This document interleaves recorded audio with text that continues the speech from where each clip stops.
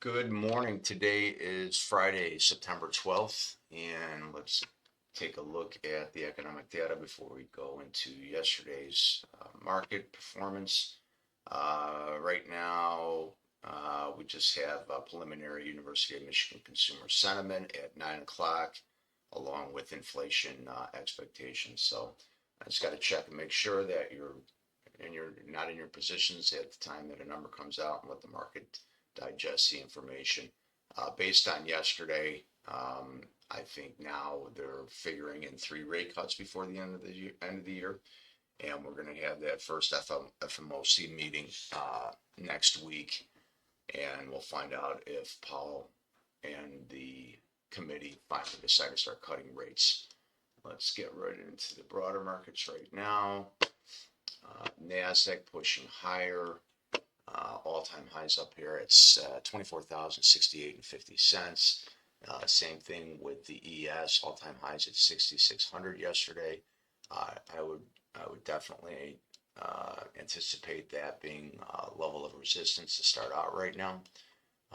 These Wednesday highs at 65, 64 and a quarter. Once it busted through that, this is now a level of support if it does pull back into that level right there. And then if we lose this level here, then you just keep pulling back to the following levels for support. I do like this level of support here at 65, 64. I actually love this support down here though at 65.18. If you get that kind of pullback, may not get it today. The breadth on the market yesterday was pretty strong. So, all right, let's get into our little baby Tesla here.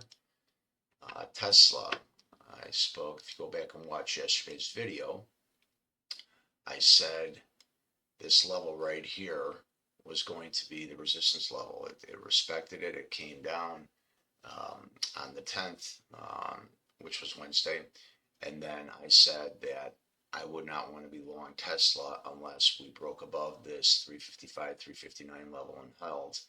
And then as you can see, we got a little resistance, probably around 945, a little bit, but it was still staying strong. And then we pop right through it.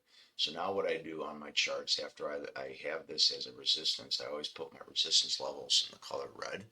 So now this resistance level, it now becomes a support level now that we broke through that level. So if we do get a pullback into that level, that's a good area to look longs. So now we change that into green, and so now that is a support level for it. The POC levels, so yesterday morning, what was interesting, before the market had opened, if you could see right in here, I was discussing that a higher POC level was created now at 354.15. And so then what happened? The market sold off early in the morning and then boom, got right above that point of control level and popped right up, and then Tesla just ripped. So that's a level we always pay attention to those POCs. So interesting enough, even though I've been talking about this POC level down here at 333.97, I still leave that on my charts because you never know when the markets pull back for whatever reason. So interesting enough, if you look way up here, I have a POC level all the way back. If we go all the way back from January 31st at 416.25. So let's go back and see if we can get all the way back there. And let's see if it gives us 60. So let's just get back here. So we zoom in. So if you see, here's the POC level right here at this 416.25, and we gap down in the morning right down here. And when I mean gap down, means that wherever the market closes, it then opens up at a lower area, creating a gap, which I have this gap marked off on my charts as well. And these gaps are pretty similar to the POCs. They fill. Do they always fill? No, of course not. I said that the other day that nothing's 100%.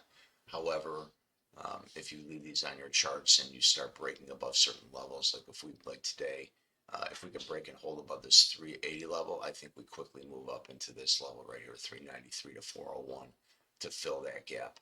come back up here, get a little resistance, pull back, and then you have to see what the market's going to give you on that front. So looking into today right now, I think the breadth on Tesla is pretty strong. Doesn't necessarily mean that it continues to go straight up. It could give you a little fake out in the morning, a little pop, making you think, oh, there goes Tesla, there goes Tesla, and then pull on back. So right now, pre-market, just like yesterday, we have a point of control level from where the market closed down here at 366.05. So I like this level. If the market, can give us a nice pullback for a little support at that level. If we lose this 366.05, a really great level would be is if the market pulled back into this 359 level. And so as this level, as I was saying before, it's a resistance level, and then once you break through that resistance level, it then becomes a support level. So if Tesla were to pull back, which is not really that far-fetched, only about $10, this would be a good level to start looking to see if buyers step up again and start taking that long. All right, so let's go over now yesterday. Let's go over one of our trade setups, which is the 5-minute opening range trade setup. So as I've been telling you, I have on my charts, automatically it plots my 5-minute opening range. So yesterday's 5-minute opening range, it never looked back. You gave it a little fake down here. If you got short, then quickly you were wrong, and I was short, and it took me a little while to get over my bias of being short. As I explain all the time, it's good to have a bias going into the market, and then you have to trade what you see, not what you think.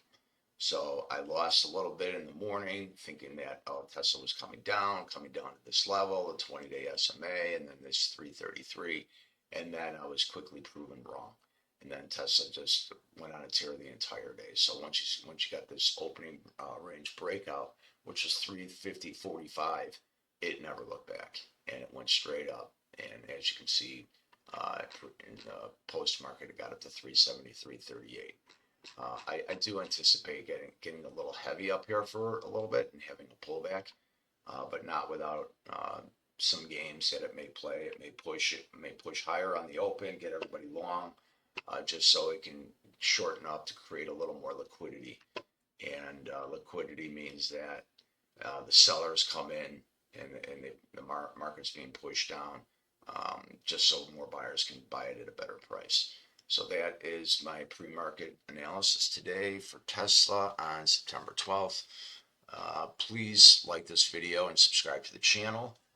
Everybody have a great trading day and a good weekend, and I will be back later to give post-market analysis. Thank you.